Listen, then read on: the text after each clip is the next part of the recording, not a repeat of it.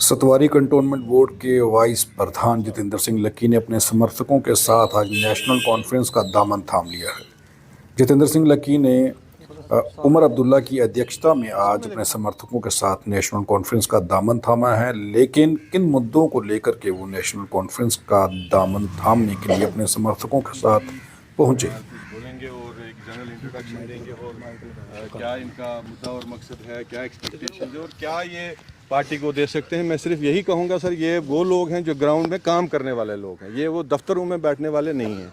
आप इनकी काबिलियत देखें, इनकी कदर खुद डालेंगे सर। इनकी कीमत, खैर ये बेश कीमत है, इनकी कीमत कोई नहीं है, लेकिन कदर आप ज़रूर डालेंगे जब आप देखेंगे काम। रिस्पेक्टेड उमर साहब, सडोत्रा साहब और यहाँ मंच पे काफ़ी सारे मोजिज़ बैठे हैं और मेरे साथ जो आए हुए साथी हैं जो हमेशा ही मेरे साथ चलते हैं और हर दम मेरा साथ देते हैं, उन तमाम सबका शुक्रिया अदा। और उसके बाद मैं शफकत बटाली जी का शुक्रिया अदा करता हूँ जिन्होंने आज एक पुल का काम किया है हमें एनसी के साथ जोड़ने का।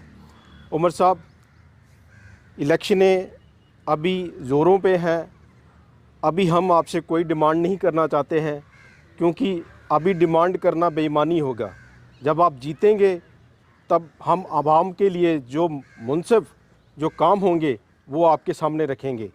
पर फिर भी मैं आपके जहन में आपके सामने कुछ डिमांडें जो हैं वो रखना चाहूँगा। जैसे कि आपने देखा है कि पिछले दिनों हमारे जो सिख समाज है, सिख समाज में से हमसे पंजाबी जो छीनी गई, जो अनऑफिशियल की गई, उसके अलावा आनंद मैरिज एक्ट था तो अभी इन्होंने लागू कर दिया है, वो पूर्ण तौर पे लागू नहीं हुआ अभी भी।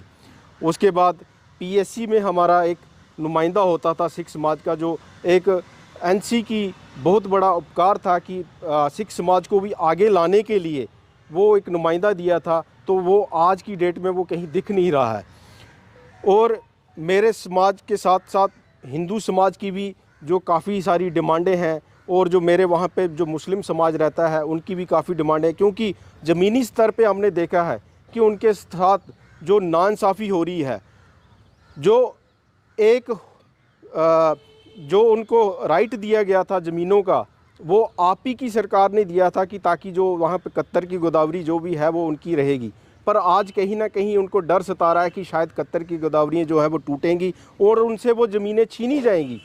तो मैं आपसे यही इल्तिजा करूँगा जब भी आपकी सरकार आए, क्योंकि आपकी सरकार ही एक ऐसी सरकार थी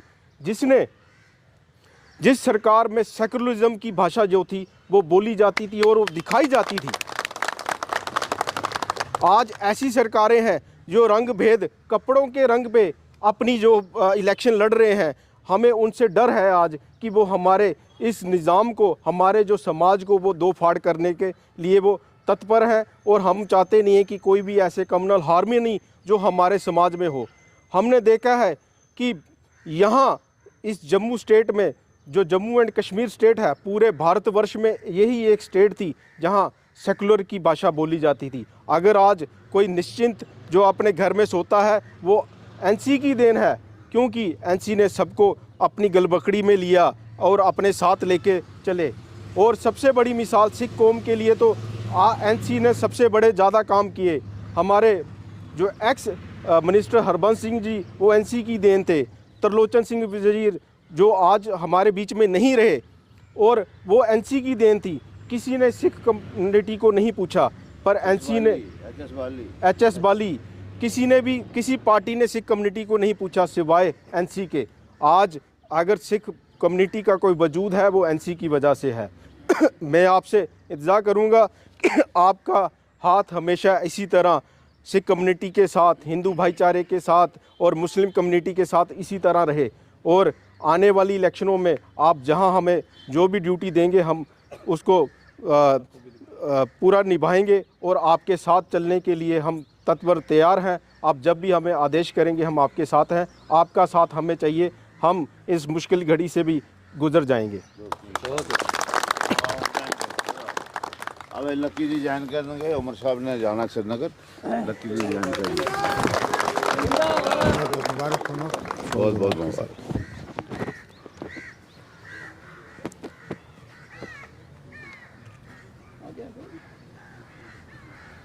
और ਜਿਹੜੇ मेन कोई जानकारी ये हमारे ट्रक यूनियन के अपना ऑटो ई रिक्शा यूनियन के प्रधान है उस तरफ से बिंदर सिंह जी आओ। ये जम्मू ट्रक यूनियन के प्रधान है मोहिंदर सिंह जी। ये हमारे आयोग ये हमारे एडवोकेट हैं अभी। ये हमारे सोशल वर्कर हैं। वो आगे आओ उन्होंने बुलाओ।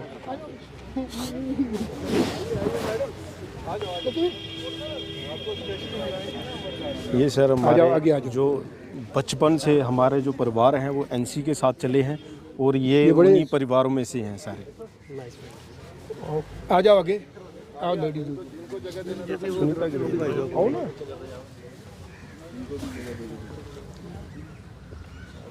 ये हमारे सोशल वर्कर हैं। ये सर वो लेडीज़ टीम है। ये वो लेडीज़ टीम है सर जो आम आदमी पार्टी से टूट के आज आपके साथ, इनमें से एक वो हमारे मैडम है, संगठन मंत्री रहे हैं आप पार्टी से। तंजीम में शामिल होते हुए जितेंद्र जी, जिनको आप सब लक्की के नाम से जानते हो, और आप सब जो यहाँ आए हो, भाइयों बहनों बुज़ुर्गों, मेरे तरफ से आप सबको आदाब और सत श्री अकाल। तंजीम के सदर जनाब डॉक्टर फ़ारूक अब्दुल्ला साहब के तरफ से, अपने बाकी साथियों के तरफ से मैं लकी जी का आज आप सबके साथ नेशनल कॉन्फ्रेंस में शमूलियत करने पे मुबारकबाद पेश करता हूँ। नाम भी इनका लक्की है और आगे जाके इनका हमारे साथ जुड़ना भी हम सबके लिए लकी ही साबित होगा।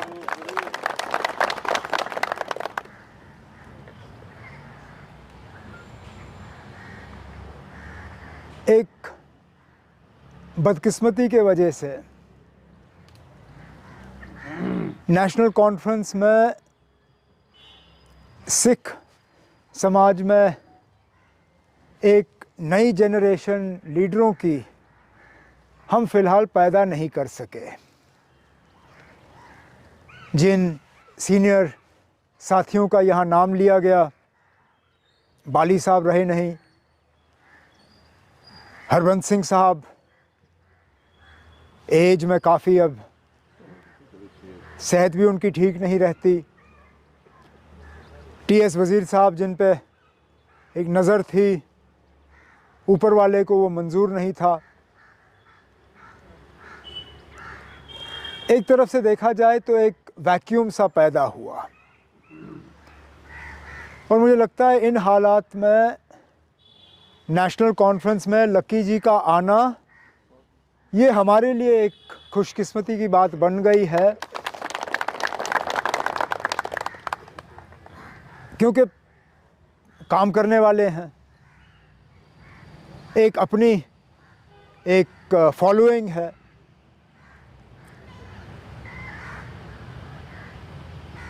कंटोनमेंट बोर्ड में मेंबर रह चुके हैं, वहाँ पे भी काम किया है और सियासत का उठना बैठना अच्छी तरह से जानते हैं। ज़्यादा लंबी तकरीर नहीं की, वक्त ज़ाया नहीं किया, लेकिन बिल्कुल उन्हीं इश्यूज़ पे उन्होंने बात की जिन इश्यूज़ को लेके आज तमाम सिख बरादरी जो है वो परेशान है। जिस हुकूमत से इंसाफ की उम्मीद रखी गई थी, जिस हुकूमत से ये उम्मीद की गई थी कि इस कौम को इसका हक मिलेगा, वो आज परेशान है। चाहे पंजाबी लैंग्वेज टीचर की बात अगर हम करें तो ये एक बहुत बड़ा मुद्दा है इस पूरी कम्युनिटी के लिए। नौजवान इस बात से परेशान कि उनकी नुमाइंदगी या उनकी बात करने के लिए पीएससी में कोई नहीं। यहाँ तक कि कुल मिला के देखें तो पूरे जम्मू कश्मीर में एक असेंबली कॉन्स्टिट्यूंसी ऐसी होती थी जिनमें सिख वोटर जो है एक बहुत बड़ा फैक्टर होता था। गांधीनगर सीट, उस पर बिना आप लोगों से मशवरा किए हुए कैंडिडेट खड़ा करना शायद नामुमकिन बात थी। ये लोग उससे भी खुश नहीं थे। उस वोटर को भी इन्होंने 3-4 हिस्सों में ऐसा बांटा कि शायद ही अब आपकी आवाज़ कहीं तक पहुंचने की आप उम्मीद रख सकते हो। अपर हाउस में नुमाइंदगी होती थी, कम से कम कोई बोलने वाला होता था। आपको इस बात की तसल्ली होती थी कि आपकी नुमाइंदगी, आपके जज्बातों की तर्जुमानी करने के लिए कोई किसी मुकाम पे है। इन्होंने वो तक नहीं छोड़ा। तो ना असेंबली में आप अपने लिए कोई गुंजाइश देखते हो, ना अपर हाउस रहा। तो जाहिर सी बात है कि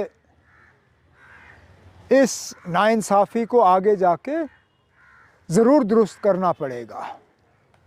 ऐसा हो ही नहीं सकता कि इतनी बड़ी कम्युनिटी जिसका इतना बड़ा कंट्रीब्यूशन रहा हो जम्मू कश्मीर को लेके, जो हमेशा एक मिसाल बनी हुई है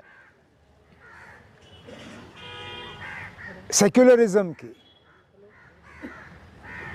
जिन्होंने हमेशा यहाँ अमन और भाईचारे को कायम रखने में एक अहम रोल अदा किया, जिन्होंने जम्मू कश्मीर की इकॉनमी को चलाया, इस कम्युनिटी को हम वहाँ तक पहुँचाएं जहाँ पे इनको लगे कि इनकी कोई आवाज़ ही नहीं रही, कोई बात करने के लिए नहीं रहा। ये सरासर मुझे लगता है आप लोगों के साथ एक बहुत बड़ी नाइंसाफ़ी है।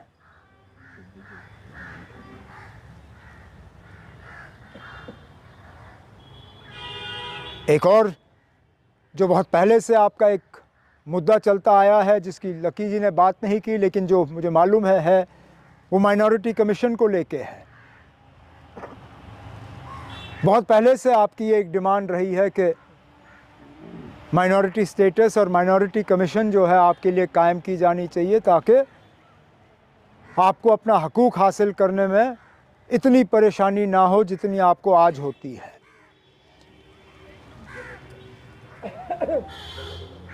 वैसे आज हम सिर्फ आपकी ये बातें दोहरा सकते हैं, इनका इलाज फ़िलहाल हमारे हाथ में है नहीं। लेकिन जैसे मैंने कहा, लकी जी के आने से अगर हम सब लकी हो गए तो मैं उम्मीद कर सकता हूँ कि आज नहीं तो कल ये जो परेशानियाँ हैं इनका हम इलाज करके इस कौम को इंसाफ हम दिला सकें। यही बड़ी बात होगी। विरासत में हम नेशनल कॉन्फ्रेंस वालों को इत्तेहाद और इत्तेफाक का नारा मिला है। शेर कश्मीर का क्या इरशाद, हिंदू मुस्लिम सिख इत्तेहाद, ये हम सिर्फ दोहराते नहीं हैं, इसमें हम पूरा यकीन रखते हैं। हम ही लोग हैं जो हर कौम, हर तबके को अपने साथ लेके चलने की कोशिश करते हैं। और मैं आज लकी जी आपको, आपके तमाम साथियों को ये यकीन दिलाना चाहता हूँ कि जहाँ कभी आपको हमारी ज़रूरत पड़ेगी, जिस मोर्चे पे आप चाहेंगे आपके साथ हमारी जो है आवाज़ मिलनी चाहिए, हमारी लड़ाई और आपकी लड़ाई जो है एक ही है। और आप जिस ख़ानदान में आज शामिल हुए हैं, नेशनल कॉन्फ्रेंस का ख़ानदान, हम धोखे की सियासत करना नहीं जानते। आज एक रिश्ता बना हुआ है, इस रिश्ते को हम निभा के रखेंगे। मैं एक बार फिर आपको, आपके तमाम साथियों को आज नेशनल कॉन्फ्रेंस में शामिल होने पे मुबारकबाद पेश करता हूँ। और उम्मीद करता हूँ कि आगे जाके बहुत नज़दीकी से हमें एक साथ काम करने का मौका हासिल होगा। बहुत बहुत शुक्रिया। ठीक है, चलें। बहुत बहुत शुक्रिया ना, शुक्रिया।